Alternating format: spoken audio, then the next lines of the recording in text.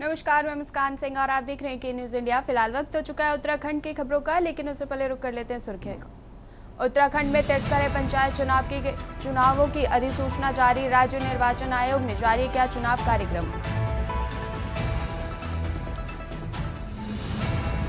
देहरादून में राष्ट्रपति द्रौपदी मुर्मू ने किया योग पुलिस लाइन में योगाभ्यास के साथ दिया निरोग करने का संदेश। सीएम धामी ने गैरसैंण में किया योग। 8 देशों के राजदूत, उच्चायुक्त और कई प्रतिनिधि भी योग में हुए शामिल। हरिद्वार में अंतर्राष्ट्रीय योग दिवस पर दिखी शानदार तस्वीर। जीआरपी और एआरटीसी के जवानों ने पुलिस लाइन में किया सामूहिक योगाभ्यास। कांग्रेस ने त्रिस्तरीय पंचायत चुनावों के आरक्षण पर उठाए सवाल। पचवा दून क्षेत्र में बढ़ते अवैध खनन, नशा तस्करी का उठाया मुद्दा। नई टिहरी में पीआरडी जवान की संदिग्ध परिस्थितियों में मौत। हत्या आत्महत्या की गुत्थी सुलझाने में जुटी पुलिस। परिजनों ने जताई हत्या की आशंका। आप देख रहे हैं के न्यूज, खबरों का सारथी। रुक कर लेते हैं खबरों का। खबर आपको बता रहे, जहां प्रदेश में आखिर लंबे समय के इंतजार के बाद पंचायत चुनाव की तारीखों का ऐलान हो गया है। इस बार 2 चरणों में मतदान प्रक्रिया प्रदेश के अंदर लागू होगी, जिसमें 10 जुलाई और 15 जुलाई का दूसरा चरण में मतदान प्रदेश में होंगे। वहीं 19 जुलाई को मतगणना की प्रक्रिया होगी। आपको बता दें, राज्य निर्वाचन आयुक्त सुशील कुमार ने पंचायत चुनाव को लेकर विस्तृत कार्यक्रम की घोषणा कर दी है, जिसमें राज्य भर के पंचायत चुनाव 2 चरणों में संपन्न होंगे। यह पंचायत चुनाव हरिद्वार जिले को छोड़कर सभी 12 जिलों में होंगे। ग्राम प्रधान, ग्राम पंचायत सदस्य, क्षेत्र पंचायत सदस्य और जिला पंचायत सदस्य पदों के लिए मतदान होंगे। कुल मिलाकर इस बार 3400 ग्राम प्रधान, साथ ही 5500 ग्राम पंचायत, 2000 क्षेत्र पंचायत सदस्य और 350 जिला पंचायत सदस्य चुने जाएंगे। निर्वाचन कार्यक्रम के अनुसार 23 जून को जिला निर्वाचन अधिकारी वित्तीय अधिसूचना जारी करेंगे। आपको बता दें, सूचना की अधिसूचना जारी होते ही प्रदेश में आदर्श आचार संहिता भी लागू हो गई है। वहीं पंचायत चुनाव की तैयारियां अब प्रदेश में युद्ध स्तर पर जारी है, क्योंकि राज्य निर्वाचन और जिला प्रशासन को निष्पक्ष और पारदर्शी चुनाव संपन्न करने के लिए सख्त दिशा निर्देश दिए गए हैं। वहीं निर्वाचन ने चुनाव में भाग लेने वाले उम्मीदवारों से अपील की है कि वे निर्धारित तिथियों का पालन करें और समय पर अपने नामांकन एवं अन्य प्रक्रिया पूर्ण करें, जिसको लेकर प्रतिष्ठा बनाए रखने के साथ निगरानी तंत्र को भी सक्रिय किया गया है। अब प्रदेश में कुल मिलाकर पंचायत चुनाव बगुल बन चुका है। सभी राजनीतिक पार्टियां इस पंचायत चुनाव को 2027 के होने जा रहे चुनाव के लिए महत्वपूर्ण और सेमीफाइनल मान रहे हैं।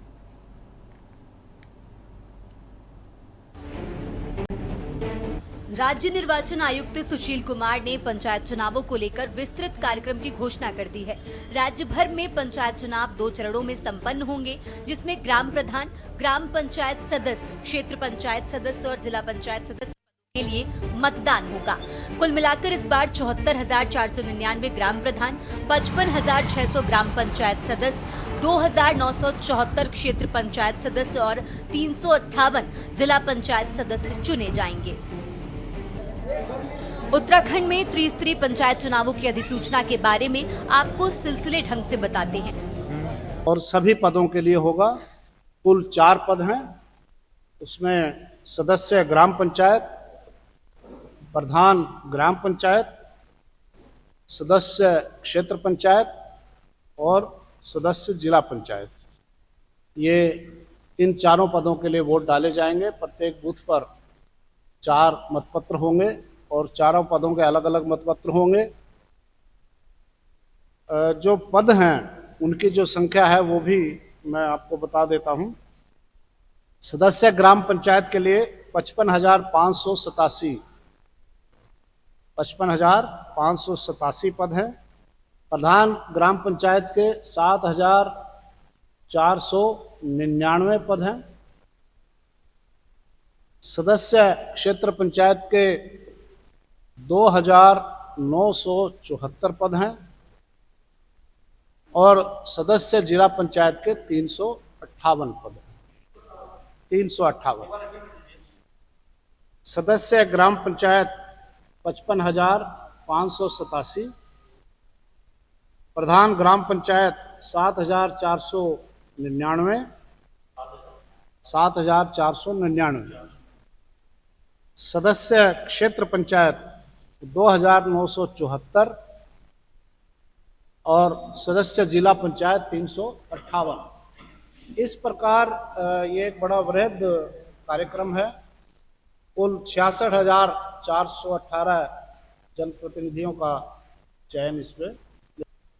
राज्य निर्वाचन आयोग ने जारी किया कार्यक्रम। प्रदेश में ग्रामीण क्षेत्रों में लागू हुई आचार संहिता 47.70 लाख मतदाता करेंगे मताधिकार का प्रयोग। 2 चरणों में होंगे पंचायतों के चुनाव। प्रथम चरण 25 जून से नामांकन की प्रक्रिया शुरू। 29 जून से 1 जुलाई तक नामांकन पत्रों की जांच। 2 जुलाई को नाम वापसी। 3 जुलाई को चुनाव चिन्ह आवंटन। 10 जुलाई को मतदान। द्वितीय चरण 25 से 28 जून तक नामांकन प्रक्रिया। 29 जून से 1 जुलाई तक नामांकन पत्रों की जांच। 2 जुलाई को नाम वापसी। 8 जुलाई को चुनाव चिन्ह आवंटन। 15 जुलाई को मतदान। 19 जुलाई को मतगणना। राज्य चुनाव निर्वाचन द्वारा घोषित अधिसूचना पंचायत चुनाव को लेकर कर दी गई है। वहीं अब विपक्षी दल भी पंचायत चुनाव की तैयारी को लेकर जीत का दावा करते नजर आ रहे हैं। कांग्रेस लगातार पंचायत चुनाव में लेट लतीफी करने का आरोप भाजपा सरकार पर लगाने के साथ साथ अभी भी चुनाव घोषणा को लेकर सरकार पर संदेह जता रही है। कुल मिलाकर भाजपा ने भी अब विपक्षी दलों को इस बात के लिए सचेत कर दिया कि मैदान में आएं और जीत कर दिखाएं। देखिए, चुनाव 2 चरणों में मैं ये समझता हूँ, उत्तराखंड क्रांति दल का मानना यह है कि ये चुनाव एक ही चरण में होना चाहिए था। सरकार पहले तो इस चुनाव को करने के लिए तैयार नहीं थी, आनाकानी कर रही थी। बहुत पैतरेबाजी सरकार ने इसमें बरती, कभी प्रशासनिक अधिकारों को लेकर, कभी कोर्ट के अंदर हलफनामा देकर इसे हमेशा टालने की कोशिश करती रही। लेकिन सरकार को मजबूरन ये चुनाव कराने पड़ रहे हैं, और ये चुनाव मजबूरी है सरकार की करानी, क्योंकि जनता जिस तरीके से ये टैल मटोल भाजपा कर रही थी उसे लेकर बड़ी आक्रोशित थी, और जो लोग चुनाव के लिए तैयार थे उनमें बड़ा आक्रोश उत्पन्न होता जा रहा था। मजबूरन सरकार को ये चुनाव घोषित करने पड़े। उत्तराखंड क्रांति दल पहले से कहता रहा है कि स्थानीय चुनाव आयोग ने पंचायत चुनावों की घोषणा की है। कांग्रेस पार्टी तो पहले से ही चुनाव कराए जाने की मांग कर रही थी। सरकार ने ही जो है पंचायतों को प्रशासकों के हवाले किया हुआ था। इससे जनता में भी आक्रोश बढ़ रहा था। अब देखते हैं कि जो कार्यक्रम पंचायत स्थानीय चुनाव आयोग ने जारी किया है उस हिसाब से समय पे चुनाव होते हैं, या अभी भी जो है इसमें कोई दांव पेंच सरकार फंसाती है। क्योंकि माननीय हाईकोर्ट में भी तमाम प्रकरणों पर सुनवाई चल रही है। जिस तरीके से पंचायतों का आरक्षण निर्धारित किया गया है उस पर जो है तमाम लोगों को पहले से ही आपत्तियां हैं, और जिस तरीके से रोटेशन को शून्य किया गया है ये किसी की समझ में नहीं आ रहा है। लेकिन पंचायत चुनाव के लिए कांग्रेस पार्टी पहले से ही तैयार थी, और मेरा पूरा विश्वास है कि पंचायत चुनाव में हम भारतीय जनता पार्टी को पटकनी देने में कामयाब होंगे। क्योंकि देखिए, उत्तराखंड राज्य के समस्त जनपदों में अब आज से हमारी अधिसूचना जारी हो चुकी है जिला पंचायत के चुनाव को लेकर के। और जिस तरीके से विपक्ष हल्ला मचा रहा था, चुनाव नहीं करना चाहते, अब चुनाव शुरू हो चुका है। अब मैदान में आए विपक्ष और देखे चुनाव किस तरीके से होगा, तमाम संसाधनों के साथ में, क्योंकि ये बैलेट पेपर से चुनाव होता है। इस चुनाव को बहुत ही शांति तरीके से करने के लिए हमारी अधिसूचना भी जारी हुई है। हमारे तमाम कर्मचारी, हमारे जितने भारतीय जनता पार्टी संगठन के कार्यकर्ता होंगे चुनाव में जाएंगे। अपने समर्थित जो कार्यकर्ता होंगे जो चुनाव लड़ रहे होंगे, क्योंकि इसमें क्षेत्र पंचायत, जिला पंचायत, ग्राम सभा, बीडीसी मेंबर, तमाम सभी लोग चुनाव की प्रक्रिया में हिस्सा लेने का काम करेंगे। और अधिसूचना जारी हो चुकी है। तमाम इन सारी चीज़ों को देखते हुए भारतीय जनता पार्टी पूरी तरीके से चुनाव को लेकर के संतुष्ट है और तैयार है। तमाम कार्यकर्ता अपने प्रत्याशी को, जो समर्थित प्रत्याशी होगा, उसको जिताने का काम करेंगे। त्रिस्तरीय पंचायत चुनाव को लेकर शासन के दिशा निर्देशों पर प्रशासन और राज्य निर्वाचन आयोग ने अपनी तैयारियों को पूरा कर लिया है। साथ ही आरक्षण की प्रक्रिया पूरी कर ली गई है। राज्य निर्वाचन आयोग को भी भेज दिया गया है। ऐसे में पंचायती राज सचिव की ओर से चुनावी अधिसूचना 21 जून को जारी होने के बाद अब जिला निर्वाचन अधिकारी 23 जून को चुनाव की सूचना जारी करेंगे। जारी अधिसूचना के अनुसार प्रदेश में 2 चरणों में पंचायत चुनाव कराए जाएंगे। साथ ही 19 जुलाई को एक साथ मतगणना होगी। तमाम राजनीतिक पार्टियां जीत का दावा भर रही हैं, जिसको आगामी 2027 के चुनाव से पहले सेमीफाइनल के तौर पर भी देखा जा रहा है। Uttarakhand desk report. खबर आपको देहरादून से बता रहे हैं, जहां 11वें अंतर्राष्ट्रीय योग दिवस पर राष्ट्रपति द्रौपदी मुर्मू ने देहरादून में एकत्रित जनसमूह को संबोधित किया। उन्होंने कहा कि योग सिर्फ व्यायाम नहीं बल्कि आत्मिक और मानसिक शुद्धि का मार्ग है। राष्ट्रपति ने सभी नागरिकों से अपील की है कि वे योग को रोजमर्रा की जिंदगी में शामिल करें।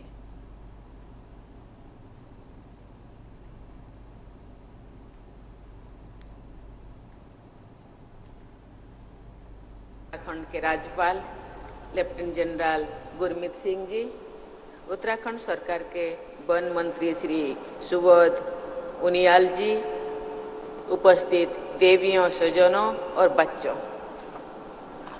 आज के इस महत्वपूर्ण अवसर पर आप सबके बीच उपस्थित होकर मुझे हार्दिक प्रसन्नता हो रही है। उत्तराखंड का क्षेत्र योग और अध्यात्म जैसे भारतीय परंपराओं का प्रमुख केंद्र रहा है। ये बहुत ही खुशी की बात है कि आप सब यहाँ पूरे उत्साह के साथ योगाभ्यास के लिए उपस्थित हुए हैं। आप सभी को और पूरे विश्व में अंतर्राष्ट्रीय योग दिवस के उपलक्ष्य में योगाभ्यास कर रहे सभी प्रतिभागियों को मैं हार्दिक बधाई देती हूँ। मेरी कामना है कि योग के प्रयोग से समस्त विश्व के निवासी स्वस्थ और प्रसन्न रहे।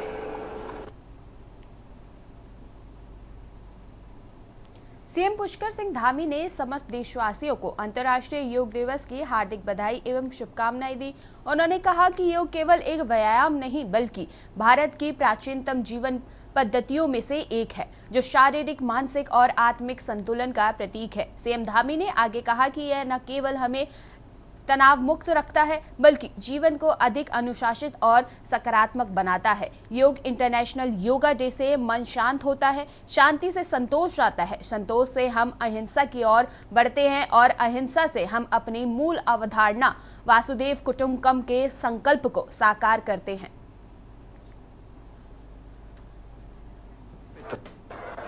जो लगातार हमारे इन कार्यक्रमों का प्रसारण कर रहे हैं, उपस्थित भाइयों एवं बहनों, मैं आप सभी को अंतर्राष्ट्रीय योग दिवस की हार्दिक शुभकामनाएं देता हूं, बधाई देता हूं।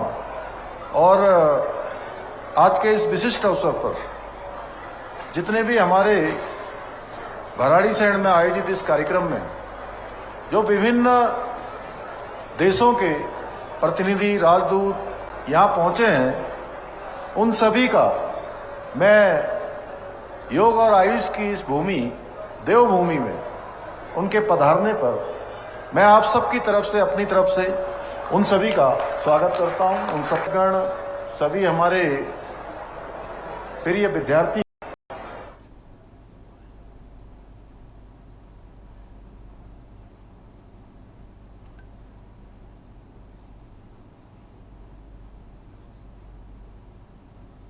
ग्यारहवें अंतर्राष्ट्रीय योग दिवस पर कल सितारगंज महाराज अग्रसेन ट्रस्ट सहित विभिन्न सरकारी और निजी संस्थानों क्षेत्र में बेहद उत्साह के साथ मनाया जा रहा था। स्कूल, कॉलेज, अस्पताल एवं अन्य संस्थाओं द्वारा सुबह सुबह योगाभ्यास कार्यक्रम आयोजित किए गए। सितार भाजपा मंडल के अध्यक्ष मुकेश सनवाल के नेतृत्व में आयोजित 11वें अंतर्राष्ट्रीय योग दिवस के कार्यक्रम में कैबिनेट मंत्री सौरभ बहुगुणा सहित कई गणमान्य लोगों ने योग प्रशिक्षक अनिरुद्ध राय के मार्गदर्शन में योगाभ्यास। कैबिनेट सौरभ बहुगुणा ने कहा कि जब देश में प्रधानमंत्री नरेंद्र मोदी बने तो उन्होंने पूरे विश्व के पलट पर योग को लाने का काम किया। पूरे विश्व के अंतर्राष्ट्रीय योग दिवस के रूप में इसे 21 जून को मनाया जाने लगा। योग करने से मन और तन स्वस्थ रहता है, योग भगाए रोग, और यह भी कहा जाता है कि ऐसे भी हेल्थ इज वेल्थ। इसलिए हर व्यक्ति को योग और प्राणायाम करना चाहिए और इसमें कई विधियां हैं।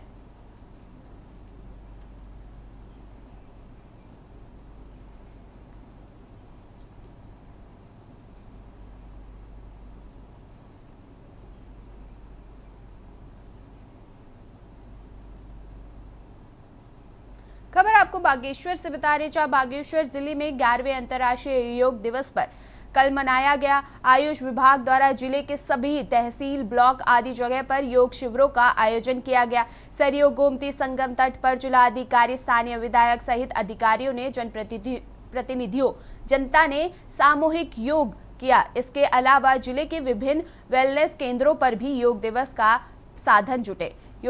योगाचार्यों ने सभी को योग कराया। शिविर में योग साधकों ने प्रार्थना की, योग की शुरुआत की। इस दौरान सूर्य नमस्कार, ताड़ासन, भ्रामरी का अभ्यास करने के साथ ध्यान लगाने का अभ्यास किया।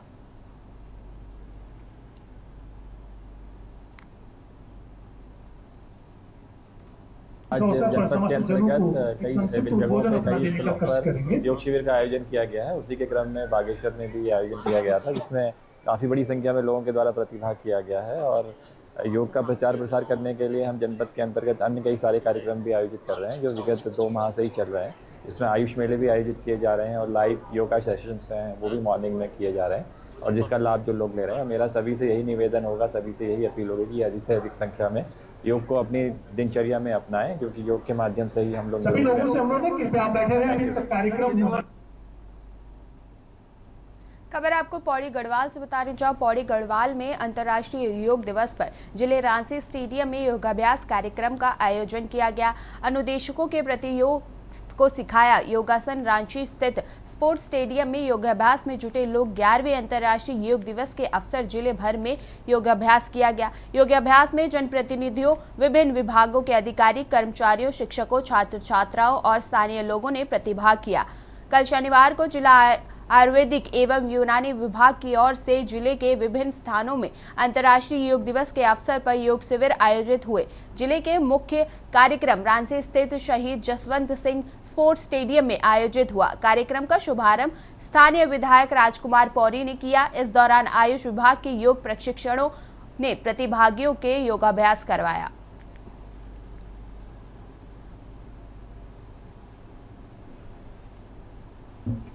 आज जो है हम लोग 11वां अंतर्राष्ट्रीय योग दिवस मना रहे हैं, और जिसमें मुझे बहुत गर्व महसूस हो रहा है कि आज हम लोग जो है इस रांची स्टेडियम से, जो कि शहीद राइफलमैन सिंह जी के द्वारा जो है ये ग्राउंड है, उनके नाम पर बना हुआ है, उस ग्राउंड को हम लोग जो है एक तरीके से साक्षात्कार हो रहे हैं, साक्षात्कार कर रहे हैं अपने योग का।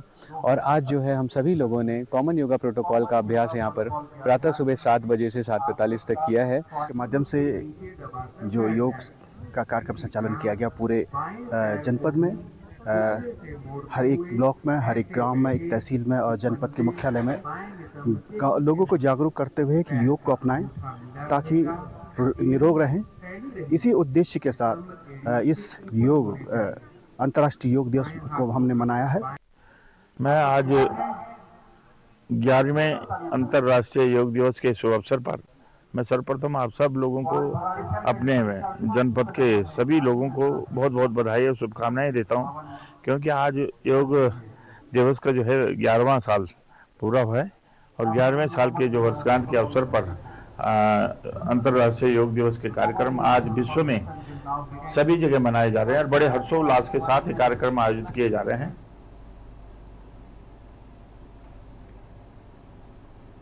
वक्त हो चुका है छोटे से ब्रेक का, मिलते हैं ब्रेक के बाद। आप देख रहे हैं के न्यूज, खबरों का सारथी। ब्रेक के बाद बुलेटिन में आपका स्वागत है। खबर आपको विकासनगर से बता रहे, जहां विश्व योग दिवस के मौके पर विकासनगर क्षेत्र में विभिन्न जगहों पर योग शिविर का आयोजन किया, जिसमें युवाओं, शिक्षक व छात्र छात्राओं सहित बुजुर्ग व्यक्तियों ने भी शिरकत की। विकासनगर अंतर्गत द सैफियन स्कूल, निरंकारी भवन और हनुमान धाम आदि जगहों पर आयोजित इस कार्यक्रम में स्थानीय जनप्रतिनिधियों ने भी शिरकत की। इस कार्यक्रम में क्षेत्रीय विधायक मुन्ना सिंह चौहान ने मानव जीवन में योग को एक अहम हिस्सा बताते हुए जनता से इसे दैनिक जीवन की दिनचर्या बनाने का आह्वान किया। सबसे पहले अंतर्राष्ट्रीय योग दिवस की सबको बहुत बहुत बधाई। करो योग, रहो निरोग, जैसा मैडम सप्रा ने कहा। और अपने देश के यशस्वी प्रधानमंत्री नरेंद्र मोदी जी का अभिनंदन, आभार कि उन्होंने भारत की इस अनमोल ज्ञान और परंपरा को पूरे विश्व को देने का काम किया। और आज दुनिया के लगभग 225 देश आज अंतर्राष्ट्रीय योग दिवस में भाग ले रहे हैं।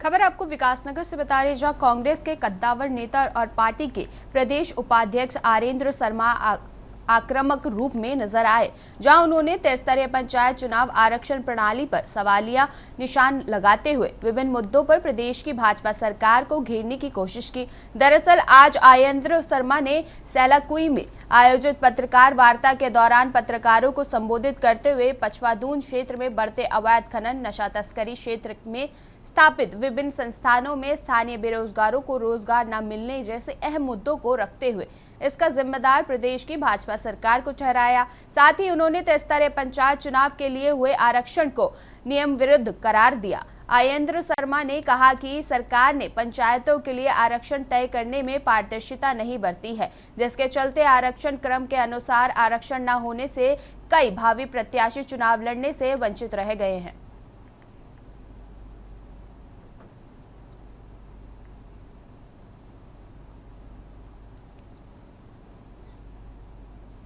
देखिए, हमने पहले तो त्रिस्तरीय पंचायत का चुनाव का आरक्षण जो हुआ है उसको लेके हमने आपके सम्मुख सभी अपनी बातों को रखा है कि आरक्षण जो है वो गलत तरीके से किया गया है। 10 तारीख को जियो कुछ और कहता है, 11 को आपका आरक्षण तय किसी और जियो पर होता है। तो इसमें घोर अनियमितताएं हैं। सरकार की मंशा क्या है ये सरकार स्पष्ट करे। और कई आपत्तियां लगाई गई पूरे क्षेत्र, पूरे पचवादून में, लेकिन उनकी सुनवाई का समय बहुत कम था। आपने उनकी सुनवाई खाली फॉर्मेलिटी की है, उनको ध्यानपूर्वक और कानूनी रूप से आपने नहीं सुना। दूसरी हमारी मांग थी कि यहाँ पर नशाखोरी बहुत तेजी से बढ़ रही है, इस पर शीघ्र कार्रवाई की जाए और कानून व्यवस्था को और जो है वो मजबूत किया जाए कि कानून व्यवस्था की स्थिति बिगड़ रही है। खबर आपको नैनीताल से बता रहे, जहां कुमाऊं विश्वविद्यालय द्वारा टाटा स्ट्राइव समेत 4 विभागों के बीच समझौता ज्ञापन पर हस्ताक्षर हुए। विश्वविद्यालय में होटल मैनेजमेंट संबंधित 60 टर्म कोर्स कराए जाएंगे, जिसमें 70% प्लेसमेंट ताज होटल ग्रुप करेगा। नैनीताल में कुमाऊं विश्वविद्यालय प्रशासनिक भवन में Setu Aayog Uttarakhand, Taj hotel group, Tata strike, Indian hotel corporation limited, उच्च शिक्षा विभाग तथा स्किल डेवलपमेंट विभाग उत्तराखंड के मध्य एवं महत्वपूर्ण समझौता ज्ञापन पर हस्ताक्षर हुए, जिसमें वर्तमान शिक्षा सत्र 2025-26 से हॉस्पिटैलिटी, होटल व्यवसाय मैनेजमेंट से संबंधित शॉर्ट टर्म कोर्स प्रारंभ किए जाएंगे। प्रारंभिक चरण में कोर्स का संचालन हर्मिटेज हित स्थित होटल मैनेजमेंट स्थित विभाग में किया जाएगा, जिसमें 25 से 30 छात्रों के बैच का पढ़ाया जाएगा। वहीं सेतु आयोग के उपाध्यक्ष प्रोफेसर राजशेखर जोशी ने कहा कि इस कोर्स के कुमाऊं विश्वविद्यालय के अंतर्गत प्रारंभ होने से उत्तराखंड के युवाओं के लिए रोजगार के नए अवसर खुलेंगे। कहा कि टाटा होटल ग्रुप के साथ प्रशिक्षण प्रारंभ करने से युवाओं को उनके लिए देश के अंतर्गत विभिन्न होटल व्यवसायों में अपनी सेवाएं देने के अवसर मिलेंगे।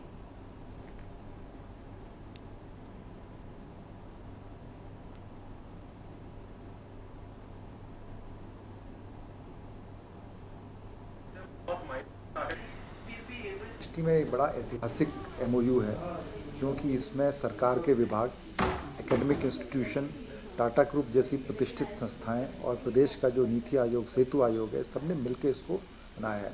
तो अभी तक हम बात करते थे कि स्किल कोर्सेज करेंगे तो कुछ इंडस्ट्री को जोड़ेंगे और या फिर उनसे टेक्निकल नो हाउ लेंगे, उनसे अपग्रेड कराएंगे, बट यहाँ पर इंडस्ट्री खुद इस ट्रेनिंग सेंटर को रन करेगी। ग्रुप में टाटा स्ट्राइव से हूँ। टाटा स्ट्राइव काफ़ी एक्साइटेड है। कुमाऊं यूनिवर्सिटी के साथ हम स्किल डेवलपमेंट सेंटर हम शुरू करने जा रहे हैं। ये skill development centre hospitality industry पे फोकस्ड होगा। हॉस्पिटैलिटी बोले तो होटल इंडस्ट्री पे फोकस स्किल डेवलपमेंट सेंटर है, जहाँ पे 3 अलग अलग कोर्सेज चलाए जाएंगे। ये कोर्सेज उन बच्चों के लिए है जिनके पास नौकरी नहीं है और जो नौकरी करना चाहते हैं, जिनको स्किल कौशल्य की आवश्यकता है। MOU है, सेतु आयोग, Kumaon university and Tata strive main party है एंड गवर्नमेंट के 3 ऑफिसर्स हैं जिनके बीच में ये MOU होना जा रहा है। आपका जैसा सवाल था कि यूनिवर्सिटी के लिए कितना फ़ायदेमंद है, तो मेरे ख्याल में यूनिवर्सिटी का फ़ायदे का मतलब स्टूडेंट्स का फ़ायदा है हमारे। सो जैसा कि आप लोगों को पता है कि यहाँ पर स्किल जो है स्टूडेंट्स का हमारा बहुत लो रहता है एंड होटल मैनेजमेंट एक ऐसा एरिया है जो मुझे लगता है कि सबसे ज़्यादा जॉब उसमें है। उत्तराखंड की खबरों में फिलहाल इतना ही। देखते रहिए के न्यूज़। आप देख रहे हैं के न्यूज़, खबरों का सारथी।